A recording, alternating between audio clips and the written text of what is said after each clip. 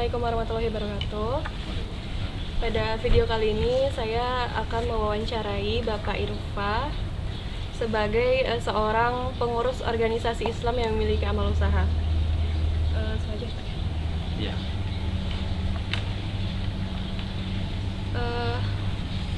Baik, langsung saja masuk ke pertanyaan pertama. Boleh tolong dijelaskan Bapak kepada saya tentang profil Bapak sendiri dan profil organisasi yang saat ini sedang Bapak jalankan.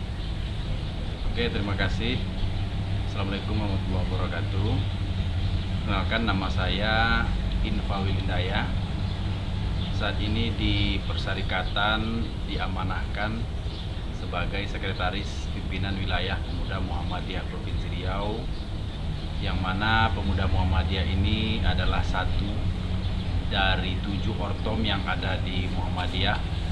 Ortom ini organisasi otonom, organisasi yang masih berada dalam lingkup persyarikatan, cuman memiliki kewenangan, kemerdekaan untuk mengurus rumah tangganya sendiri dalam rangka mensukseskan misi Muhammadiyah, yang mana untuk menegakkan dan menjunjung tinggi agama Islam sehingga terwujud masyarakat Islam yang sebenar-benarnya.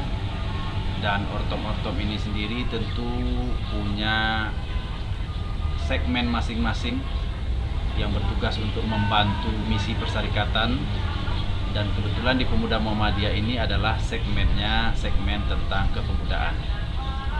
Adapun yang bisa menjadi anggota dan pengurus Pemuda Muhammadiyah ini adalah remaja laki-laki muslim yang berusia dari 17 sampai 40 tahun.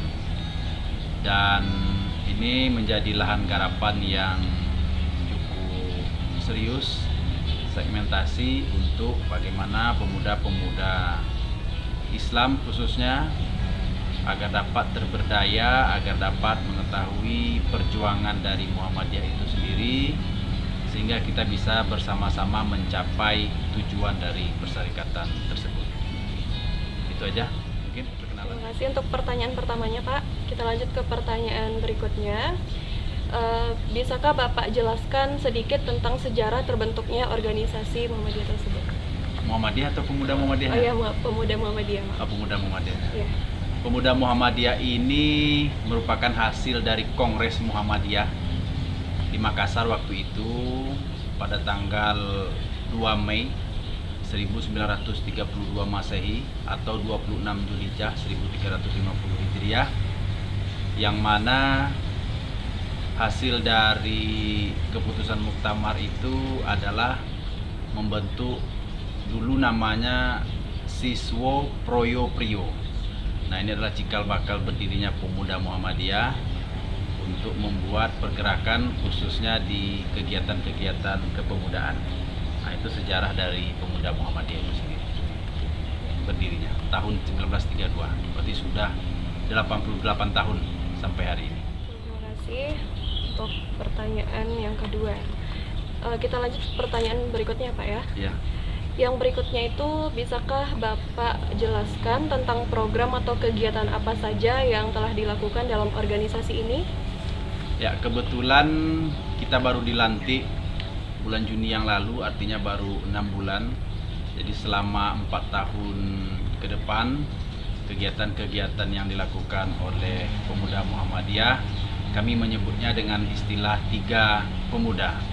Yang pertama, pemuda beriman, yang ini adalah hal mendasar, hal pokok bagi setiap anggota, bagi setiap warga Persyarikatan Muhammadiyah, yang mana menjadikan iman dan Islam sebagai fondasi utama.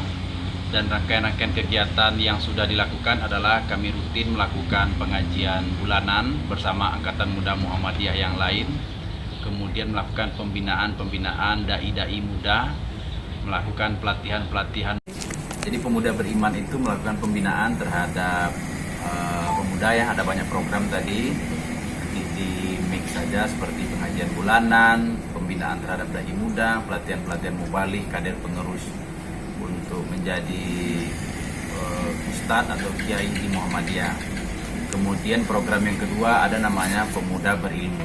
pemuda ini juga harus memiliki, selain memiliki bekal ketakwaan, juga salah satu fondasi penting adalah keilmuan.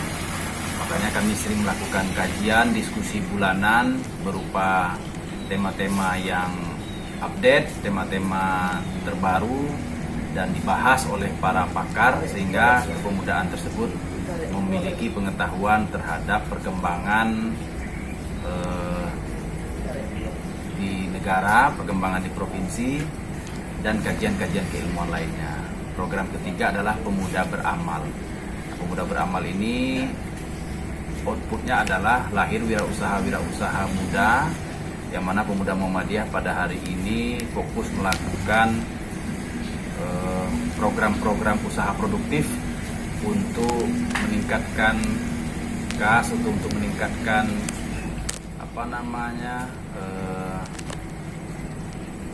kegiatan-kegiatan yang bisa menopang kegiatan. Di samping juga kita akan melakukan pembinaan dan pemberdayaan kepada masyarakat. Salah satu contohnya adalah bibit-bibit ini adalah usaha produktif untuk pemuda. Juga di kebun-kebun Muhammadiyah kita menanam sawit, pisang, usaha ternak sapi, karena memang lahan dakwah ini membutuhkan materi yang cukup besar. Jadi kita harus berusaha mandiri sehingga kita bisa bebas atau kita bisa tidak terikat dengan siapapun untuk melakukan kegiatan-kegiatan. Nah, itu kira-kira program-program unggulan. Di samping itu kita juga punya namanya Kokam. Kokam ini adalah pasukan siap siaganya Muhammadiyah.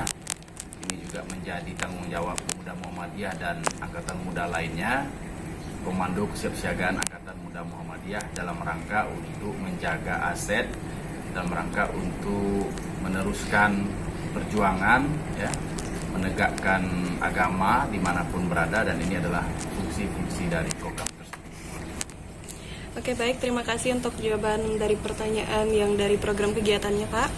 Kita lanjut ke pertanyaan yang terakhir.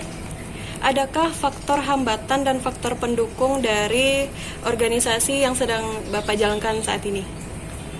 Ya pasti, namanya kegiatan, namanya organisasi tentu pasti ada faktor pendukung dan faktor penghambatnya. Ya, kalau faktor pendukung adalah kita punya rumah besar namanya Muhammadiyah, dengan banyaknya amal usaha, dengan banyaknya aset persyarikatan ini menjadi modal bagi masyarakat, bagi orang untuk ladang dakwah, lahan dakwah yang cukup besar. Ini adalah bagian dari misi kita menjadi khalifah di muka bumi. Kita harus mampu untuk mengambil peran sebagaimana hadis Nabi, khairun nas anfa'uhum linnas, ya, bahwa sebaik-baik manusia itu adalah manusia yang bermanfaat untuk orang lain. Nah, misi organisasi ini adalah misi sosial, misi keagamaan. Jadi kalau seandainya kita hanya untuk mementingkan diri sendiri, ya cukup dengan kehidupan sehari-hari saja. Tapi misi lain dari organisasi ini adalah bagaimana membesarkan persyarikatan, bagaimana memperluas ladang dakwah. Dan dengan banyaknya amal usaha ini tentu menjadi kemudahan bagi kita, dan orang juga sudah tahu apa itu Muhammadiyah. Karyanya orang sudah tahu, sebelum merdeka Muhammadiyah sudah ada. Dalam setiap fase apapun di negara ini Muhammadiyah selalu hadir, Muhammadiyah selalu memberi. Di pandemi ini juga Muhammadiyah terus berupaya untuk melakukan misi-misi kemanusiaan, misi-misi sosial, ya, dengan banyaknya program yang diluncurkan oleh Muhammadiyah. Dan tentu saja pemuda Muhammadiyah terlibat di sana, itu adalah strength-nya, itu adalah kekuatannya. Nah, kalau penghambatnya, ya ini menyesuaikan saja dengan kondisi zaman, ya. Bisa jadi kayak era sekarang ini pemuda atau anak-anak milenial ini kurang berminat terhadap organisasi, ya. Kemudian juga ada banyaknya upaya-upaya untuk mendegradasi nilai-nilai Islam tentunya, dan persoalan sumber daya manusia kita yang sudah enggan untuk berorganisasi, sumber daya lainnya, ya, finansial dan segala macamnya. Ini adalah beberapa hal yang saya pikir bukan penghambat tapi tantangan bagi kita untuk bagaimana bisa ekstra memikirkan, karena ya Muhammadiyah itu selalu bekerja, ya, sedikit bicara, banyak bekerja. Jadi bagaimana penghambat itu menjadi salah satu faktor supaya kita bisa memberikan yang lebih baik lagi bagi organisasi. Ya.